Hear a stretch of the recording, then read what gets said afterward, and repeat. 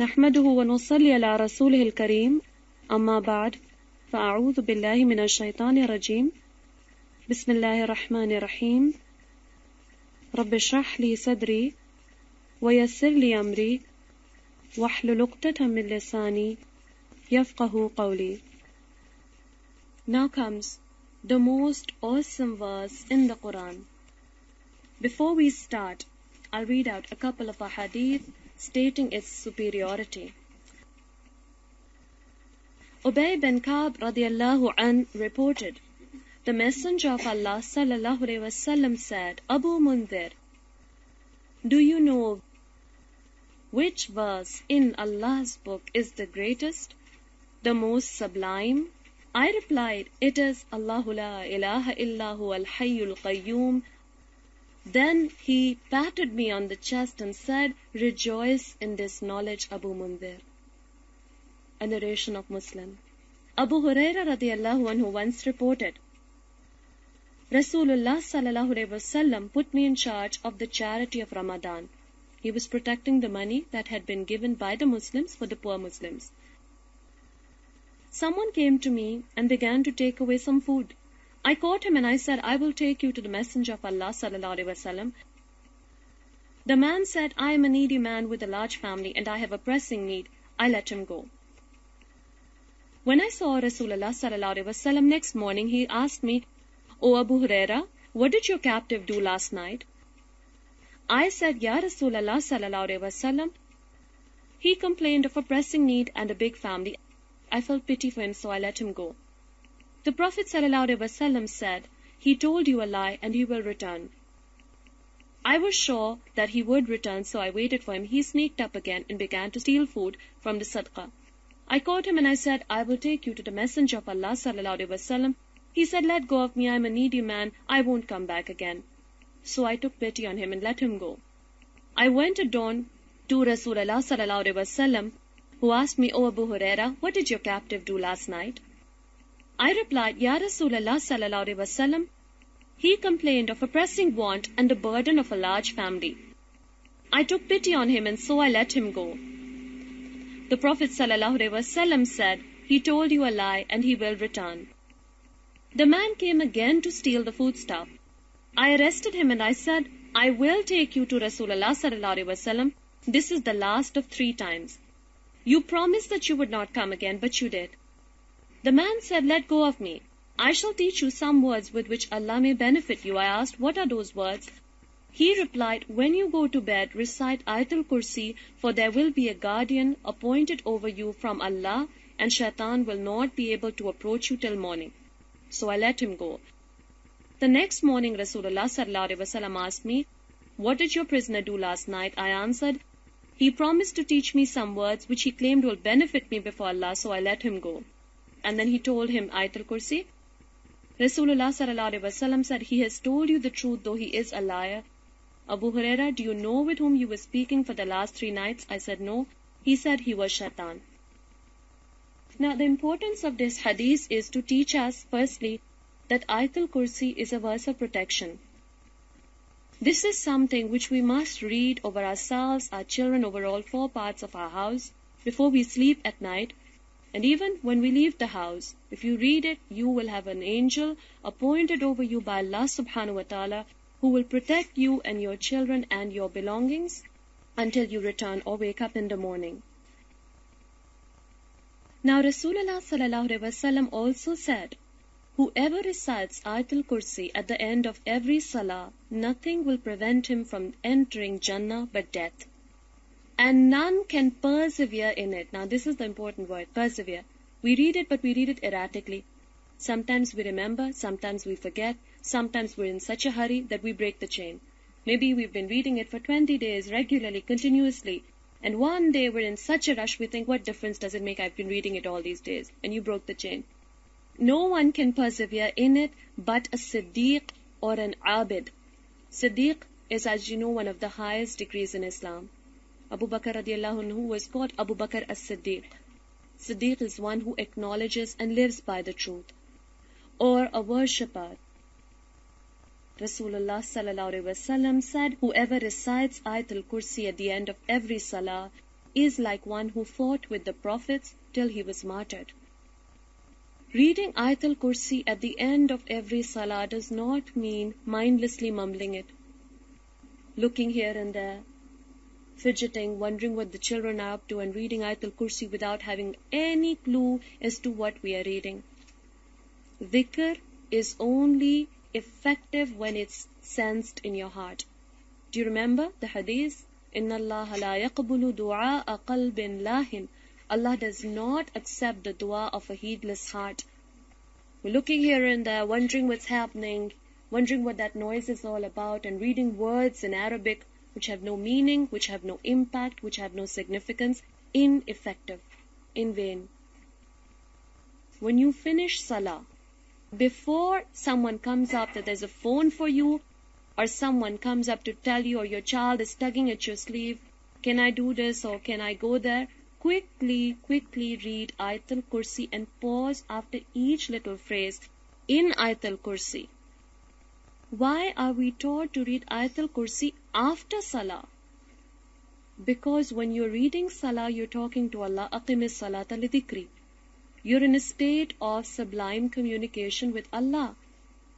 And when you say salam, don't break the connection too soon. Why are our prayers so ineffective? Why do they leave us unmoved?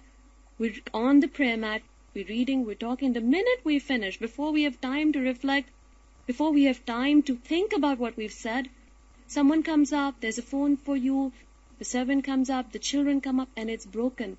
And you can't get back in that spiritual state of mind. So Ayat al-Kursi helps you come out of it gradually.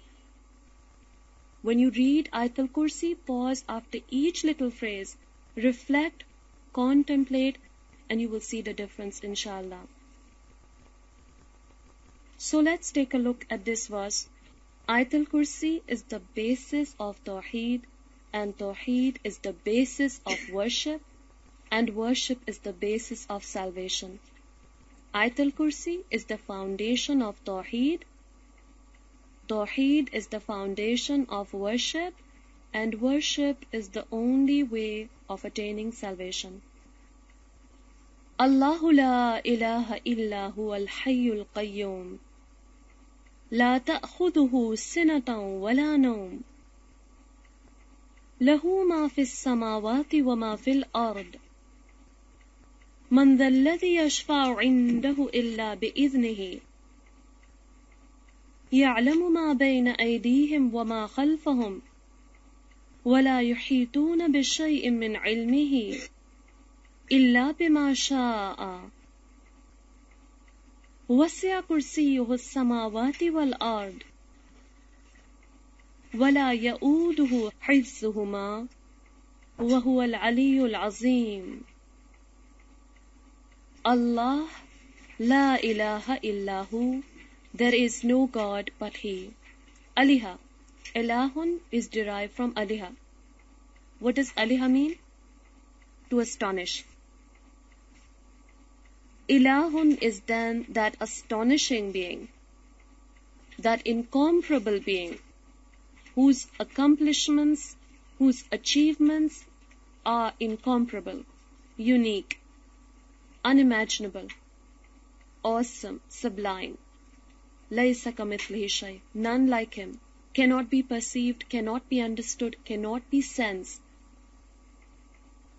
Allahu la ilaha illahu. There is no God but He. This is the most important declaration of faith which we utter without reflection. Hence, our hearts are still full of those false gods. Our hearts are still full of those false objects upon whom we are relying, whom we are doting upon, whom we are allowing to distract us from remembrance of Allah. Throw them out. Throw them out of your heart. Declutter your heart. Get rid of them. They will not help you. They do not care about you. No one can love you the way Allah loves you. La ilaha illahu. Acknowledge Him as your master. Surrender to Him as the sole controller of your destiny. Al-Hayyul Qayyum, the ever-living, the all-sustaining. Why not Ar-Rahmanur Rahim? Why not any other combination Because Al-Hayyul Qayyum are two attributes that only Allah subhanahu wa ta'ala possesses. Al-Hayy, the ever-living, the eternal. Otherwise, kullu man alayha fan.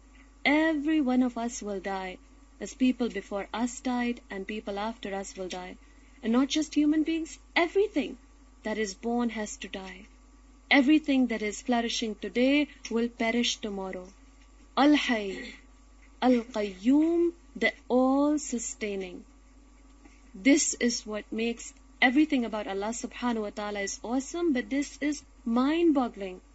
That He is not just sustaining Himself, He is sustaining every tiny atom in this universe. Al-Hayyul Qayyum. Al-Hayyul Qayyum are amongst the sublime names of Allah. When you call Him by these names, He always responds. Unfortunately for us, we don't even know how to call Him. We mumble some meaningless du'as in Arabic without even knowing what they mean.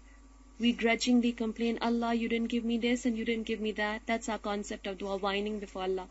No, do you remember that on the occasion of the Battle of Badr, where the Muslims were outnumbered, had they lost that battle, there would be no Islam today. And Ali radiallahu anhu was filled with the desire, let me see what Rasulullah sallallahu alaihi wasallam is doing. He saw him in sajda, imploring, beseeching Allah, Ya Hayyu Ya Qayyum bi rahmatika nastagheez. O ever-living one, O all-sustaining one, we want your mercy. The mercy of people is limited. It's confined and it's ultimately helpless. You go to someone with your problem, they listen sympathetically the first time, second time with boredom, third time with indifference, fourth time they won't even receive you. They'll shrug their shoulders and say, I'm sorry, it's really sad, but there's nothing I can do. I've done whatever I could do. Ask Allah. Ask Ar-Rahman who wants you to ask Him, who's waiting for you to ask Him. Ya Hayyu Ya Qayyum bi rahmatika nastagheez. I heard a scholar once say that du'as are begged, they're not read aloud. Like many of us sit down with a little book of du'as and we're reading, and that's all very well, but that's not the way you ask when you're desperately in need. You beg, you implore, you beseech, you cry, and you keep asking until you get it. Al-Hayyul Qayyum, ask Allah by these two names. Allah cannot be judged on a human level. This is again human nature. When we seek to understand Allah, sometimes we go astray. We start imputing human qualities to Him. We start imputing human weaknesses to Him, na'uzubillah. We start assuming that Allah can't possibly be doing this on His own. That's why He shared some of His power. He shared some of His attributes with people of His creation. No, la ta'khudhuhu sinatan wala nawm. Allah does not experience weakness. He does not experience drowsiness. He does not experience the need for deep sleep. Why has sleep and slumber been mentioned here? Because this is a sign of human weakness. No matter how efficient any human being is, there will come a time that he needs to lie down and go to sleep, otherwise he becomes dysfunctional. No matter how effective or how efficient or how advanced any machinery might be, it needs to be recharged. Your car runs out of petrol ultimately. These are human creations, and human beings themselves need to rest. Otherwise we would die without sleeping. So Allah subhanahu wa ta'ala is unimaginable, incredible power. La ta'khudhuhu sinatan wala nawm. Neither drowsiness nor sleep overtakes Him or seizes Him. Not just power, not just strength, ownership, sovereignty. Lahu ma fis samawati wa ma fil ard. He owns whatever is in the heavens. Close your eyes for an instant and imagine the magnitudes of space. Imagine the trillions and trillions of stars and galaxies out there. If you've ever studied astronomy, if you've ever gone out at night or just looked up at the sky, just looked up at the glittering stars, we cannot even count the stars. Even the most brilliant person in the world, even the most educated person in the world could not count specifically as to all the stars there are. Forget counting the stars, imagine owning the stars. Imagine being master of all there is in existence. Lahu ma fis samawati wa ma fil ard. We who strut on the earth, if we own 3 petty mansions on this earth, imagine owning all of earth itself. Imagine owning all the dimensions of space. From this arrives the inevitable conclusion: when he is the master of life and death, when he is the master of dunya, he is also Maliki Yawmiddin, master of the day of judgment. Some people have tried to restrict Allah's role. Yes, he is the creator. Yes, he is the master of life and death. But on the day of judgment, there will be people out there, na'uzubillah, who are more powerful. So let's please those people and they'll save us from Allah. Does that seem logical to you? Does that make sense to you? That when he is the master of this world, why would he relinquish his powers to people? No matter how pious they are, even if it's his own beloved Prophet ﷺ. Look at the next phrase. It fills one's heart with fear. Man zallazi yashfa'u indahu illa bi'izni. Allah doesn't say la yashfa'u indahu bi'izni. Allah does not say that no one can intercede with him but by his consent. He says, who is he? Tell me. Tell me the name of the person or angel or jinn who will dare to speak up before Allah without Allah's consent. There's a difference. It's much more awe-inspiring when Allah says, Man zallazi. Okay, where is this person? I want to know. What's his name? Where did he come from? Man zallazi. Who is he?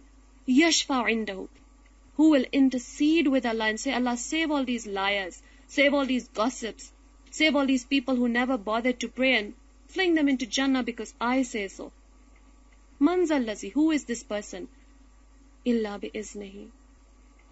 Intercession belongs to Allah. And this is what Allah says in the Quran. Qul lillahi shafa'atu jamia. Tell them that all power of intercession belongs to Allah. What is intercession? Intercession refers to someone coming up and pleading with Allah for forgiveness for certain people.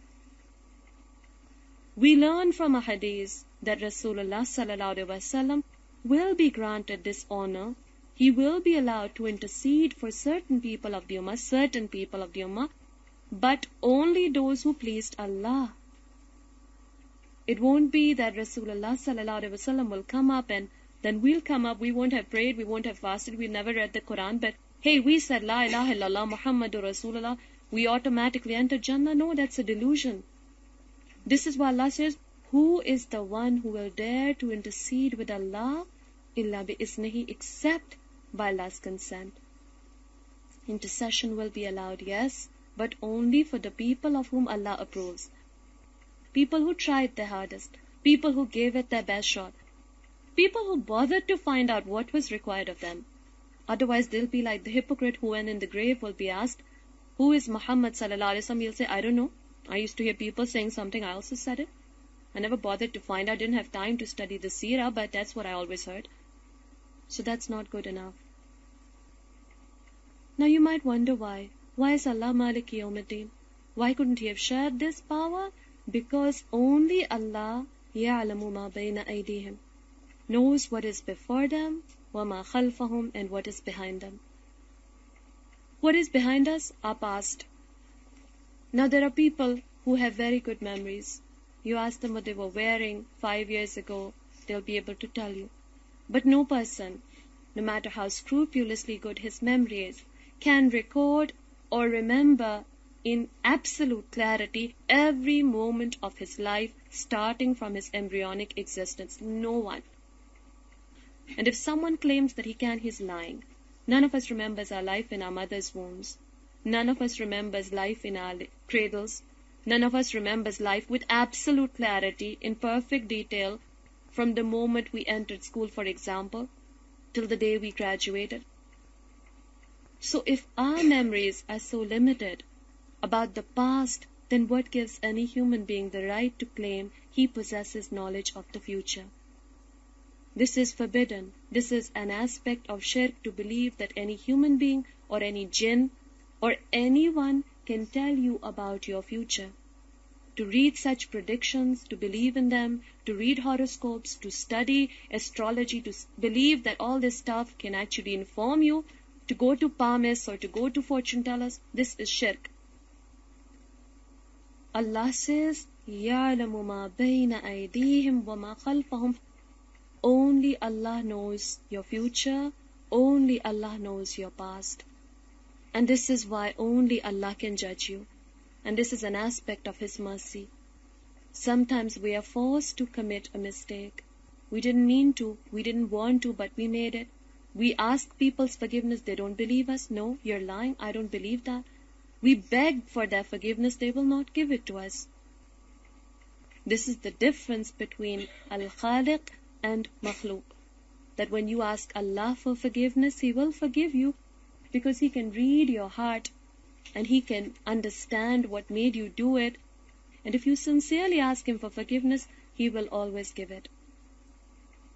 يَعْلَمُ مَا بَيْنَ أَيْدِيهِمْ وَمَا خَلْفَهُمْ. Only Allah knows what is before them, only Allah knows what is behind them. وَلَا يُحِيطُونَ بِشَيْءٍ مِّنْ عِلْمِهِ.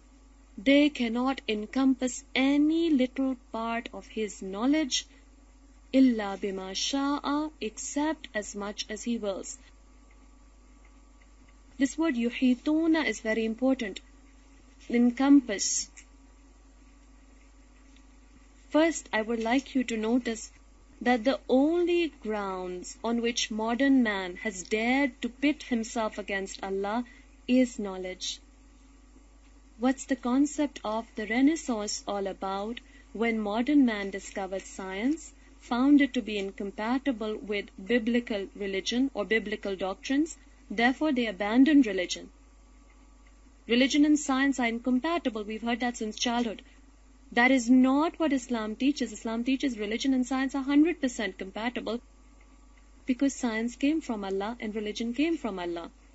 Because they distorted their book, they changed it, they adulterated it, therefore their book is not compatible with science. Unfortunately, modern man found science to be incompatible with religion, challenged the laws of nature, challenged Allah subhanahu wa ta'ala, and Allah subhanahu wa ta'ala says, O modern man, with all your knowledge and all your accomplishments, you have not encompassed any part of my knowledge except as much as I choose to reveal to you. If you look at our understanding of the mysteries of this universe, gaping holes in it, so many flaws in it, every day a new theory is being invented. We haven't even gained understanding of the secrets of matter, of energy, of life itself. There are still so many questions that they have not found out. Why?